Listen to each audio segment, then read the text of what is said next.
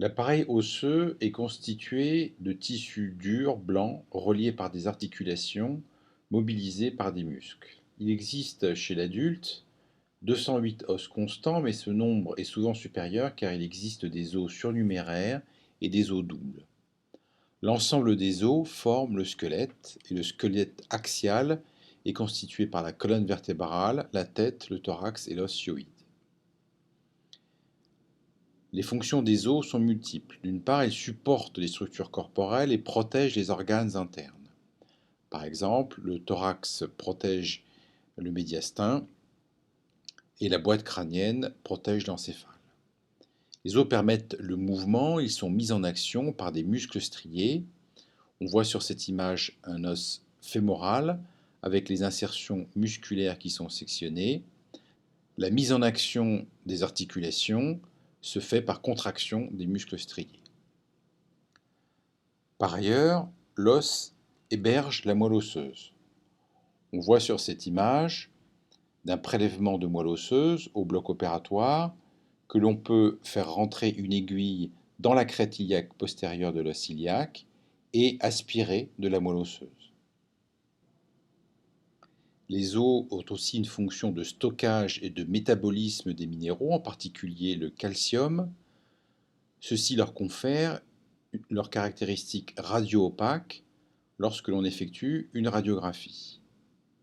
Ces images montrent des radiographies du fémur et des os de l'avant-bras, avec le caractère radio-opaque et donc la couleur blanche des os sur ces radios en raison de leur forte teneur en minéraux, en particulier de calcium.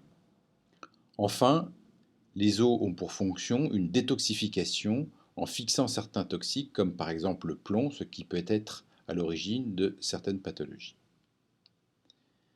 D'un point de vue histologique, le tissu osseux est formé de systèmes de Havers, qui sont des lamelles concentriques que nous allons voir sur ce dessin. Ces lamelles concentriques vont piéger les ostéocytes, qui sont les principales cellules osseuses. Ces cellules vont envoyer des prolongements à travers ces lamelles. Au centre d'un système de Havers se trouve le canal de Havers, où passent des vaisseaux sanguins.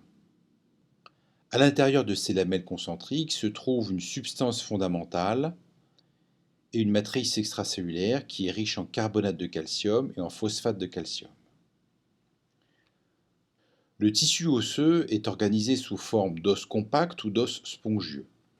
L'os compact est une réunion extrêmement dense de systèmes de Havers, alors que l'os spongieux va être disposé en colonnes de systèmes de Havers entre lesquels se trouvera de la moelle osseuse. Ces colonnes sont disposées en fonction des lignes de force et vont évoluer en fonction des pressions exercées sur l'os. Par exemple, si l'on regarde cette radiographie du fémur de plus près, on peut trouver des lignes de force qui vont être matérialisées par ces lignes blanches, et on voit que ces lignes blanches répondent aux forces qui sont exercées par l'articulation coxofémorale sur la tête du fémur, et donc ces lignes de force sont en quelque sorte des lignes de renforcement des colonnes de système de Havers du tissu spongieux.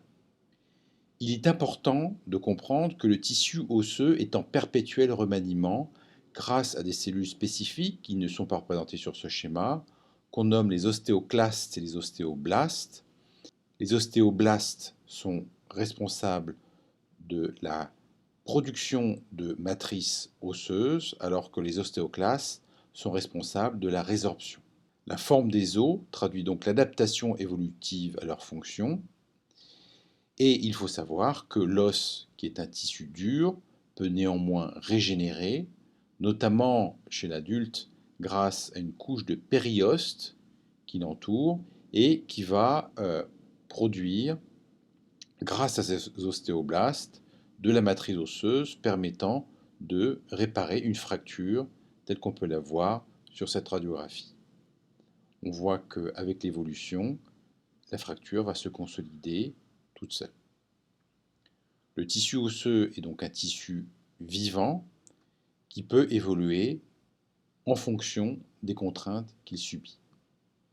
On voit cet exemple de personnalités bien connues qui, pour une raison qu'on ignore, vont avoir une modification de l'aspect de leur visage, probablement par hypertrophie des os de la face